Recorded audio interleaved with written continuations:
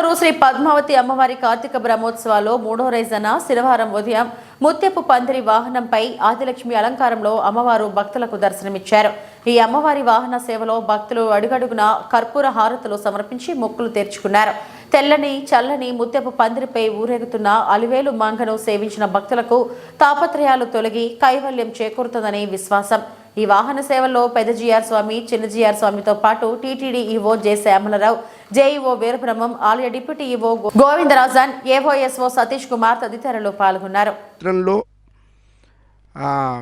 మరిణీం చరణకిసలయాం హిరణ్మయీం దీని తర్వాత ఈ పని అని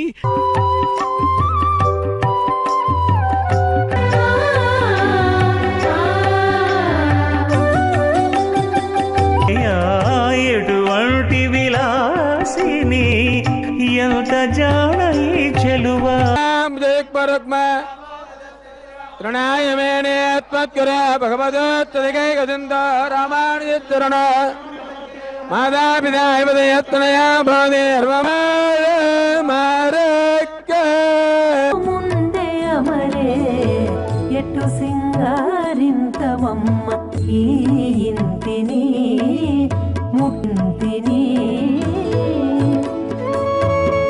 ఇంటిని ముట్టని సింగారము ముందు ముందే అమరే అమరిన ముత్యాల హారములు వెట్టబోయి చెమలము వెలది పూయగబోయి ఎటు సింగారింతమమ్మ ఈ ఇంటిని.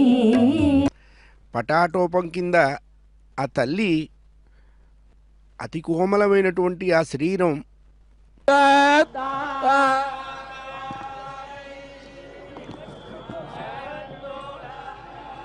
మహాలక్ష్మిని రత్నాకర శర్మ చాలా భద్రంగా శ్రీ మహావిష్ణువు యొక్క పాణిగ్రహణం సంపూర్ణంగా కలగాలి అంటే పరమేశ్వరి యొక్క దివ్యచరణకి నిలువెత్తు రూపం అలమేల్ మంగాదేవి, ఆవిడే పద్మావతీదేవి, ఆవిడే మహాలక్ష్మీదేవి. ఆ ఆదిలక్ష్మీ స్వరూపమైనటువంటి పద్మావతీదేవి అయినా దుర్మార్గుడైనా చెడ్డవాడైనా వాడి యందు ప్రేమ మిగతా వాళ్ళ మీద ఉన్నట్టే సమంగా ఉంటుంది.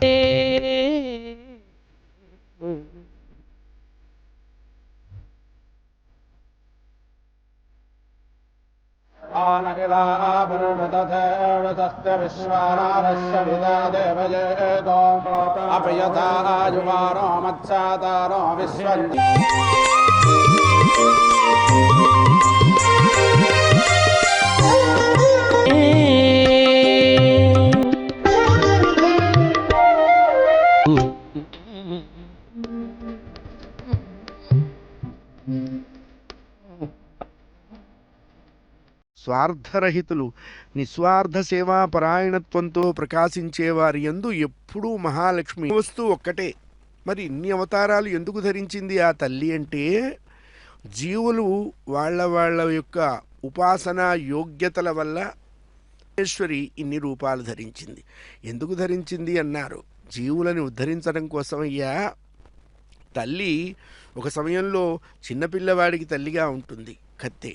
కాబట్టి పరమేశ్వరు కూడా జీవులను ఉద్ధరించడానికి ఒకప్పుడు మహాలక్ష్మి స్వరూపంగా దివ్య వైభవం మామూలు వాళ్ళు ఈ నాలుకతో చెప్పడానికి వీలవుతుందా అని తెలిసేలా చెప్తున్నాడు అని ఆ తల్లి ఆనందపడుతుంది. పిల్లవాడు ఎలా పిలిచినా